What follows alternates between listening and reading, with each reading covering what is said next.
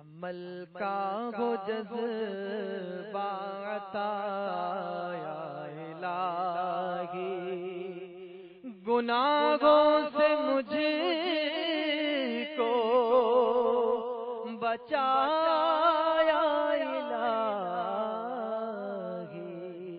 الحمدللہ رب العالمین والصلاة والسلام علی سید المرسلین، اما بعد فاعوذ باللہ من الشیطان الرجیم، بسم اللہ الرحمن الرحیم۔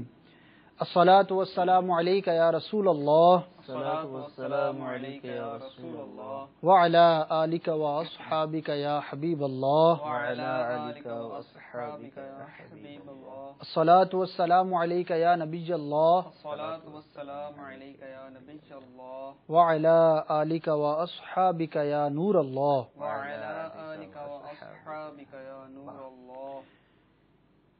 سرکار مدینہ صلی اللہ تعالی علیہ وسلم پر درود و سلام پڑھنے کے بے شمار فضائل و برکات ہیں، جن میں سے ایک عظیم برکت یہ بھی ہے کہ جو شخص دنیا میں بکثرت درود پاک پڑھتا ہوگا، کل بروز قیامت اسے اپنے آقا و مولا مکی مدنی سلطان رحمت عالمیان صلی اللہ تعالی علیہ وسلم کی شفاعت میں سے حصہ ملے گا۔ اگلے سوال کی طرف بڑھتے ہیں۔ صلو علی الحبیب صلی اللہ تعالی علی محمد صلی اللہ تعالی۔ السلام علیکم، میرا نام شرجیل حسن ہے۔ میرا سوال یہ ہے کہ فجر کی اذان میں الصلاۃ خیر من النوم کا جو اضافہ کیا گیا ہے، یہ کب ہوا ہے اور کیوں کیا گیا ہے، اس کی ذرا وضاحت فرما دیں۔ اذان فجر میں جو کلمات کا اضافہ ہے دیگر اذانوں کے مقابلے میں، الصلاۃ خیر من النوم، یہ کب ہوا اور کیسے ہوا، اس کے بارے میں کچھ ارشاد فرمائیں۔ اضافے سے تو یہ سمجھ آ رہا ہے ان کے اس بات سے کہ شاید یہ سمجھ رہے ہیں کہ سرکار صلی اللہ تعالیٰ علیہ وسلم کے بعد اضافہ کیا گیا، جبکہ حدیث پاک میں ہے، مشکوٰۃ شریف میں حضرت ابو محذورہ رضی اللہ تعالیٰ عنہ کی حدیث پاک ہے کہ سرکار صلی اللہ تعالیٰ علیہ وسلم نے جب ان کو اذان کی تعلیم ارشاد فرمائی تو پھر ارشاد فرمایا کہ الصلاۃ خیر من النوم، جب فجر کی اذان دے تو اس کے ساتھ یہ الفاظ کہہ لیا کرو، الصلاۃ خیر من النوم۔ تو گویا یہ سنت سے ثابت ہیں، خود سرکار صلی اللہ تعالیٰ علیہ وسلم نے اس کی تعلیم دلائی۔ اور ایک حدیث پاک میں یہ بھی ہے، مشکوٰۃ شریف کی حدیث پاک ہے کہ حضرت عمر رضی اللہ تعالیٰ عنہ سوئے ہوئے تھے تو حضرت بلال رضی اللہ تعالیٰ عنہ یا کسی اور مؤذن، انہوں نے الصلاۃ خیر من النوم کہہ کر ان کو جگایا تو حضرت عمر رضی اللہ تعالیٰ نے یہ ارشاد فرمایا کہ ان کلمات کو بھی اذان میں شامل کر لو۔ تو یہ کلمات صرف فجر کی اذان میں شامل کیے جائیں گے، اور اذانوں میں شامل کرنا یہ بدعت سیئہ ہیں۔ تو یہ سرکار صلی اللہ تعالیٰ علیہ وسلم سے بھی ثابت ہے اور حضرت عمر فاروق رضی اللہ تعالیٰ عنہ سے بھی ان کلمات کا اذان میں شامل ہونا ثابت ہے۔ جزاک اللہ۔ امید ہے آپ کے نالج میں اضافہ ہوا ہوگا کہ یہ کلمات جو ہے وہ کب اور کس طرح سے جو ہے وہ شامل کیے گئے۔ اگلے سوال کی طرف بڑھتے ہیں۔ صلو علی الحبیب صلی اللہ تعالی علی محمد صلی اللہ۔ السلام علیکم، میرا نام حنین عبدالرزاق ہے۔ میرا سوال یہ ہے کہ یہ میرا بزنس ہے، میری شاپ پہ یہ ذریعہ معاش ہے، میرا گھر اس سے چلتا ہے۔ کیا مجھے اس میں رمضان میں ٹائمنگ اس طریقے کے کہ ہم تراویح نہیں پڑھ سکتے، کیا ہمیں اس چیز کی چھوٹ ہے کہ تراویح پڑھ لیں، مجھے اس کی نہ پڑھیں تو چل سکتا ہے، کیا ہے مجھے اس کی وضاحت کر دیں۔ جی حضور، کیا فرمائیں گے؟ یہ انہی کے ساتھ نہیں ہے، بہتوں کے ساتھ ہے، کیونکہ عید قریب ہوتی ہے اور خریداری میں بہت اضافہ ہو جاتا ہے، اور کئی شعبے ایسے ہیں کہ جو بالخصوص ماہ رمضان میں اپنی پروڈکشن کو بہت ان کو بڑھانا پڑتا ہے، مصروفیت بھی ہوتی ہے۔ کپڑے سینے والے درزی حضرات ہو گئے، گارمنٹس کے جو شعبے سے وابستہ ہیں وہ ہو گئے، چوڑیوں کے بزنس سے وابستہ لوگ ہو گئے، اور جو جیولری وغیرہ بناتے ہیں، اور یہ پوچھنا چاہ رہے ہیں کہ کیا ہم لوگوں کے لیے، مصروف لوگوں کے لیے تراویح کے چھوڑنے کی اجازت ہے؟ آپ نے جو بھی وضاحت کی ہے اس میں ایک آپ نے فرمایا کہ پروڈکشن کو بڑھانے کا ایک موقع ہے، بالکل، کئی گنا بڑھ جاتا تو ہے۔ جس طریقے سے یہ دنیاوی پروڈکشن کو بڑھانے کا موقع ہے کہ ہم دنیا کا 1 روپیہ بھی نہیں چھوڑ رہے ہیں، اسی طرح یہ نیکیوں کی پروڈکشن کا بھی یہ مہینہ ہے کہ ایک فرض کے اوپر جو ہے وہ ایک نیکی کے اوپر 70 گنا جو ہے وہ ثواب ملتا ہے۔ تو جہاں ہماری یہ سوچ ہے کہ دنیا کی پروڈکشن ہو، تو یہاں یہ بھی سوچنا چاہیے کہ آخرت کی پروڈکشن ہونی چاہیے. دنیا کی پروڈکشن تو ہم اپنے لیے بھی کر رہے ہیں، اپنے بیوی بچوں کے لیے بھی کر رہے ہیں. اس آخرت کی پروڈکشن کا ہم نے کیا کیا؟ اس آخرت کی پروڈکشن کے بارے میں ہمارا ذہن یہ ہے کہ اس میں چھوٹ مل جائے. تو تراویح میں کوئی چھوٹ نہیں ہے، یہ سنت مؤکدہ ہے، اور اگر اس کا بار بار ترک کریں گے تو گناہگار ہوں گے. اگر آپ جماعت کے ساتھ نہیں پڑھ سکتے تو جہاں آپ دنیا کے لیے جو ہے وہ اوور ٹائم لگا رہے ہیں، رات کو دیر تک ظاہر ہے کہ آپ جو ہے وہ شاپ کھولیں گے، تو آپ وہاں پہ صرف آدھا گھنٹہ 20 رکعتیں ادا کرنے کے لیے آدھا گھنٹہ ہی لگے گا. تو آدھا گھنٹہ نکال کر یہ جو دینی پروڈکشن ہے اس کو بھی بڑھا لیں. یہ بھی اللہ اور اس کے رسول کا حکم ہے. تو یہ کتنی بڑی افسوس کی بات ہے کہ ہماری فرض نماز چھوٹ جاتی ہے، ہمارا عذر یہ ہوتا ہے کہ ہم روزی کما رہے ہیں. تو یہ کوئی عذر نہیں ہے، اس کی کوئی چھوٹ نہیں ہے. تراویح پڑھے بغیر کچھ نہیں چل سکتا، تراویح پڑھنا ضروری ہے. آپ نے سنا کہ نماز تراویح پڑھنا یہ لازم ہے، اس کی کسی بھی صورت کے اندر اجازت چھوڑنے کی نہیں ہو سکتی، خواہ آپ کی کوئی بھی مصروفیت ہو. بلکہ ہمیں جو شریعت نے رہنمائی کی ہے، جو مستاجر ہوتا ہے، سیٹ ہے، مالک وغیرہ ہے، تو اس کو یہ حکم ہے کہ اپنے ماتحت کو، اجیر کو ریلیکس دے، اس کے ڈیوٹی ٹائمنگز جو ہے وہ کم کر دے، تاکہ وہ اچھے انداز پر روزہ پورا کر سکے. اور جو نماز تراویح ہے، ظاہر ہے کہ 20 رکعت اضافی ہیں، 17 رکعت پہلے عشاء کی تھیں، اب 20 رکعت تراویح کی اضافہ ہو گئی، تو ظاہر ہے کہ اس کے لیے بندے کو ایک جسمانی قوت بھی درکار ہے. تو یہ حکم شریعت نے دیا ہے کہ اپنی مصروفیت، جس کی اپنی ذاتی مصروفیت ہے، کسی کے ماتحت نہیں ہے، اس کے لیے بھی حکم ہے کہ ایسا زور والا، ایسا قوت والا، ایسا تھکا دینے والا کام نہ کرے کہ جس کی وجہ سے اس کے روزے میں خلل واقع ہوتا ہو. اور جو سیٹ ہے، مالک ہے، اس کے لیے حکم ہے کہ اپنے ملازمین پر تخفیف کرے. اور الحمدللہ کیا بھی جاتا ہے، بہت ساری جگہوں پر، اداروں کے اندر ایسا ہوتا ہے کہ ملازمین کے اوقات کار میں کمی کر دی جاتی ہے. تو یہ ہماری شریعت کا جو ہے وہ اسلوب ہے جو کہ ہم کو رمضان گزارنے کا بیان کیا گیا ہے. اللہ تبارک و تعالی ہمیں عقل سلیم نصیب فرمائے اور آخرت کی طرف توجہ کرنے کا ذہن نصیب فرمائے. سنا گیا ہے، دیکھا بھی ہے کہ رمضان مبارک کے مہینے میں بعض لوگ بیچارے 16 گھنٹے 20 گھنٹے کام کرتے ہیں، دکان میں ہی سو جاتے ہیں، بس اتنا سوتے ہیں کہ جس سے وہ پھر کام کرنے کے قابل ہو جائیں. چاند رات کو بھی ساری رات کام کریں گے، صبح جو ہے وہ بس جس وقت نماز کا وقت ہوگا اس وقت وہ دھندے سے فارغ ہو کر جائیں گے، اور اتنا اپنے آپ کو مصروف رکھتے ہیں. ظاہر ہے جب اتنا مصروف رکھیں گے تو پھر روزہ کیسے پورا کریں گے، دیگر عبادات کیسے پوری ہوں گی. تو اللہ تبارک و تعالی ہمیں اس ماہ مبارک میں آخرت کے لیے نیکیاں زیادہ سے زیادہ کرنے کا ذہن نصیب فرمائے. یہ سب کچھ اچھے ماحول سے وابستہ ہوں گے تو ذہن ملے گا، ورنہ دنیاوی دوست ہوں گے، دنیاوی لوگوں کے ساتھ اٹھنا بیٹھنے ہوگا تو ظاہر ہے وہاں یہی گفتگو ہوگی کہ بھائی یہی 30 دن کما لو، پھر 11 مہینے کہاں دھندا ہوتا ہے. تو جب جس طرح کی صحبت ہوگی ویسا ذہن ملے گا.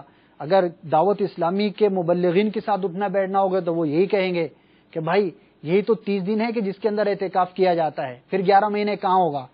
تو جس طرح کی صحبت، تو اچھوں کی صحبت اختیار کریں، نیک لوگوں کی صحبت اختیار کریں.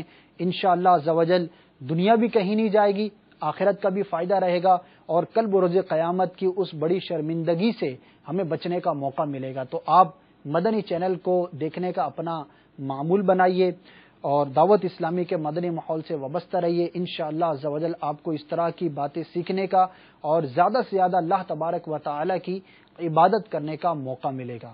آئیے اگلے سوال کی طرف بڑھتے ہیں. صلو علی الحبیب صلی اللہ تعالی علی محمد. السلام علیکم، میرا نام فرحان عالم ہے. میرا آپ سے ایک سوال ہے کہ مارکیٹ کے اندر ہم لوگ ہوتے ہیں، شروع کے 4-5 رمضان ہم گھر پہ روزہ کھولتے ہیں، تو مسجد کے جو ہے اس میں ہم تراویح ادا کرتے ہیں 5 روزہ. باقی ہم مارکیٹ کے اندر ہوتے ہیں تو بقایا تراویح جو ہم مارکیٹ کی مسجد میں ادا کر سکتے ہیں، کیا یہ درست ہے یا ایک ہی مسجد کے اندر پورا قرآن سننا ضروری ہے؟ جی حضور کیا فرمائیں گے؟ ان کا سوال یہ ہے کہ ایک ہی مسجد میں پوری 30 دن کی تراویح پڑھنا ضروری ہے یا مختلف مساجد میں ادا کر سکتے ہیں؟ تراویح سنت موقع ہے. 30 دنوں میں جو رمضان کے ایام ہیں جتنے بھی ہیں ان دنوں میں تراویح پڑھنا یہ سنت موقع ہے. وہ چاہے آپ ایک مسجد میں پڑھیں، چاہے دوسری میں پڑھیں، چاہے تیسری میں پڑھیں، اس کی کوئی ممانعت نہیں ہے۔ اگر یہ 5 دن اپنی مسجد میں جو گھر کے قریب ہے وہاں پڑھتے ہیں اور بقیہ ایام مارکیٹ کی مسجد میں پڑھتے ہیں تو اس میں کوئی حرج نہیں ہے۔ تراویح پڑھنی ہے، بس تراویح پڑھنی ہے، جی، کہیں پر بھی پڑھ سکتے ہیں۔ جزاک اللہ۔ اگلے سوال کی طرف بڑھتے ہیں۔ صلو علی الحبیب صلی اللہ تعالی علی محمد صلی اللہ۔ السلام علیکم، میرا نام فرقان ہے اور میں یہ پوچھنا چاہتا ہوں تراویح کے حوالے سے کہ عام طور پہ ہمارے یہاں 20 رکعت پڑھی جاتی ہیں، کچھ جگہوں پہ 8 بھی پڑھی جاتی ہیں، تو اس میں صحیح کانسیپٹ کیا ہے؟ بعض اوقات ایسا بھی ہوتا ہے کہ ہم جیسے حنفی مسلک سے تعلق رکھتے ہیں لیکن ہم بھی کہیں جانا ہو، کوئی مسئلہ ہو تو 8 رکعت پڑھ کے کسی وجہ سے نکل جائیں، چلے جائیں، تو یہ صحیح ہے یا ہمارے مسلک کے حساب سے صحیح نہیں ہے، ہمیں پوری 20 ہی پڑھنا چاہیے؟ حضور، انہوں نے رکعت کے بارے میں سوال کیا ہے کہ تراویح کتنی رکعت پڑھنا چاہیے؟ تراویح 20 رکعت پڑھنا سنت ہے اور 20 سے کم پڑھنا جو 8 رکعت بعض لوگ پڑھتے ہیں یہ جائز نہیں ہے، اور اسی کے اوپر صحابہ اور تابعین کا اجماع ہے۔ حضرت ابن عباس رضی اللہ تعالیٰ عنہ سے روایت ہے کہ سرکار مدینہ صلی اللہ تعالی علیہ وسلم رمضان المبارک میں وتر کے علاوہ 20 رکعت تراویح پڑھا کرتے تھے۔ اسی طرح حضرت عمر فاروق رضی اللہ تعالیٰ عنہ نے جب آپ نے تمام لوگوں کو جمع فرما دیا، جیسا پہلے بیان کیا گیا، حضرت ابی بن کعب رضی اللہ تعالیٰ عنہ کی امامت میں، تو اس وقت صحابہ کرام علیہم رضوان اور تابعین علیہم اجمعین 20 رکعت تراویح ہی پڑھا کرتے تھے۔ تو گویا صحابہ کرام علیہم رضوان کا اور تابعین کا اس بات کے اوپر اجماع ہے کہ تراویح 20 رکعت ہی ہوں گے۔ ملا علی قاری علیہ رحمہ مرقات شرح مشکات میں فرماتے ہیں کہ صحابہ کرام کا اس بات کے اوپر اجماع ہے کہ تراویح کی 20 رکعتیں ہیں، اور جس بات کے اوپر صحابہ کا اجماع ہے تو ہمیں وہی اپنانی ہے۔ اگر کوئی شخص اپنے نفس کی آسانی کے لیے 8 پڑھتا ہے تو یہ یاد رکھنا چاہیے کہ تراویحوں کے بارے میں جو مختلف اقوال ہیں، 8 کا بھی ہے، 20 کا بھی ہے، 23 کا بھی ہے، 40 کا بھی ہے، تو 8 والے کو چاہیے کہ کبھی 40 بھی پڑھ لیا کرے، تو وہ 8 ہی کیوں؟ تو یہ نفس کی آسانی والا راستہ اختیار نہیں کرنا چاہیے، ہمیں وہ راستہ اختیار کرنا چاہیے جس کے اوپر صحابہ تابعین قائم ہیں اور اس وقت سے آج تک چلا آ رہا ہے، اور سرکار صلی اللہ تعالی علیہ وسلم کا یہ فرمان ہے علیکم بسنتی، کہ تمہارے اوپر میری سنت و سنت خلفائے راشدین، اور میرے خلفائے راشدین کی سنت لازم ہے۔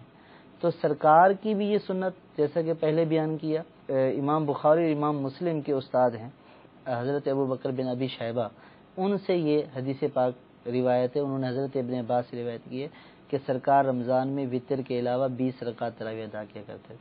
تو سرکار کا بھی طریقہ 20 رکعت ہے، صحابہ کا بھی 20 ہے، تابعین کا بھی 20 ہے، اور اس وقت سے آج تک بھی اکثریت 20 ہی ادا کرتے آ رہے ہیں۔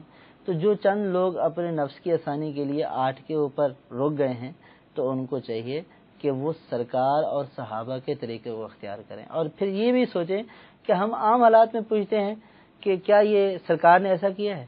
صحابہ کے دور میں ایسا ہوا تھا؟ تو جو سرکار نے کیا ہے، جو صحابہ کے دور میں رائج تھا، اس کو ہم پس پش ڈال لیتے ہیں۔ تو لہٰذا 20 رکعت تراویح ہی پڑھنی ہے، کوئی جلدی ہے، مجبوری ہے، کچھ بھی ہے، 20 رکعت ہی تراویح پڑھنی ہے، 8 کی کوئی حیثیت نہیں۔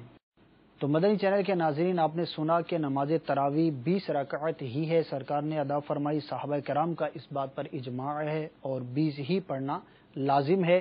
اگر کوئی کم پڑھتا ہے تو وہ کوتاہی کا مرتکب ہوتا ہے، غلطی پر ہے۔ اللہ تبارک و تعالی ہمیں اپنی تمام عبادات درست طریقے پر اور مکمل بجا لانے کی توفیق عطا فرمائے۔ رمضان مبارک کا مہینہ الحمدللہ اپنی برکتیں لٹا رہا ہے، تو روزہ بھی رکھیں، 20 رکعت تراویح بھی پڑھیں، قرآن مجید فرقان حمید کی زیادہ سے زیادہ تلاوت بھی کریں، درود پاک اور دیگر اذکار کی بھی کثرت کریں، ہو سکے تو مسجد میں اعتکاف بھی کریں۔ 30 دن کا بھی اعتکاف ہوتا ہے، اب کئی دن جو ہے وہ گزر چکے، تو جتنے دن باقی ہیں آپ مسجد میں گزاریے، اور کم از کم آخری عشرے کے اعتکاف کی تو نیت کر ہی لیجیے۔